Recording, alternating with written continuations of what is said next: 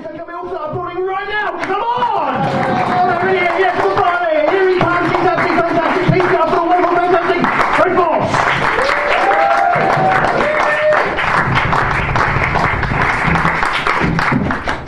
Alright, yeah, my name's Fred Forse. Got a job that makes me want to kill myself. Not this. This is a hobby that makes me want to kill myself. I should be more enthusiastic. Obviously I'm not getting paid for this.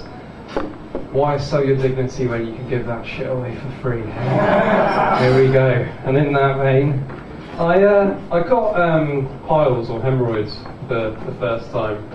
And always slightly alarming, you're not first sure what exactly that is that's happening back there. So I bent over and I used my digital camera to photograph my anus. And I opened the picture up and I was fucking horrified. It's hard to explain, so what I did, I printed the picture off. My hand's shaking, I don't know if I want to show this to anyone, but basically I was horrified because my piles bear what can only be described as a remarkable resemblance to Sky News presenter Kay Burley.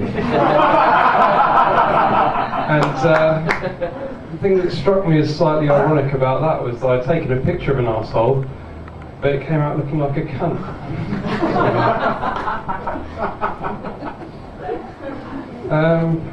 What else was I going to say? Yeah, well I said my job makes me want to kill myself. I get quite bored at work, but fortunately I've discovered that if you use Google Books to read erotic fiction on the internet, it looks exactly like I'm working. But then, it started to, it looked to me like I was working. I started to feel like I was working, got confused, long story short, sent my boss an email asking if I could come in and hair. I think that would have worked.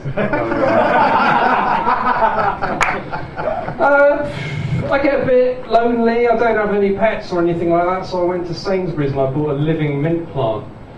And I call him Old Minty. I put him on the kitchen table where he tilts his leaves towards the sun so he can photosynthesize. It's fucking adorable. Sometimes I dress him up. Right, now, when I was 5 years old, I wrote my dad a little book for Christmas.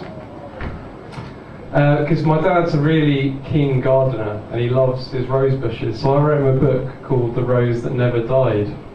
It's a real book. I actually wrote it in 1991. I was 5 years old. You can see there's a rose, and here I've drawn some kind of scribbly shit, and it looks like a rose in the apocalypse, basically. And my thought was that having reread it just recently, I would have been alarmed to receive this from any child, and tenfold more so to receive it from one I'm related to. What I'm going to do is, it's a 19-page opus. I'm going to read it to you as a poem, and what I'd like you to imagine is I'm using the voice of Brian Blessed. I was 5 years old, ladies and gentlemen, 5 years old, right? So here we go. This is The Rose That Never Died. There was once a rose that never died, but no one knew what colour it was, because there were stinging nettles, but really big ones, in front of the rose bush. Actually, it was 8,000 metres, so no one's seen it because the stinging nettles were so long, so no one could see it. And there was a king, and he found a prince who had to go and bring the rose that never died to see if it died. But it still stayed alive. They were surprised, and the king said, "Who wants to put this rose in their mouth?" "Not me, not me, not me, not me, not me!" So the king said, "I will put it in my mouth." "No, I will not." "Yes, I will." But just then, the door opened. It was a new prince called Hickory, but Hickory was very clumsy. When he was fighting, he dropped his sword. And when he was bringing tea, he dropped it. But the others were not clumsy. Soon the king said to Hickory, "The next time you do that, I will skin you!" He said. Anyway, he wanted to go away. So when he brought the tea, he dropped it. And then the king shouted, "Ah! You stupid boy! What is wrong? You broke the teapot! So this time, I will skin you.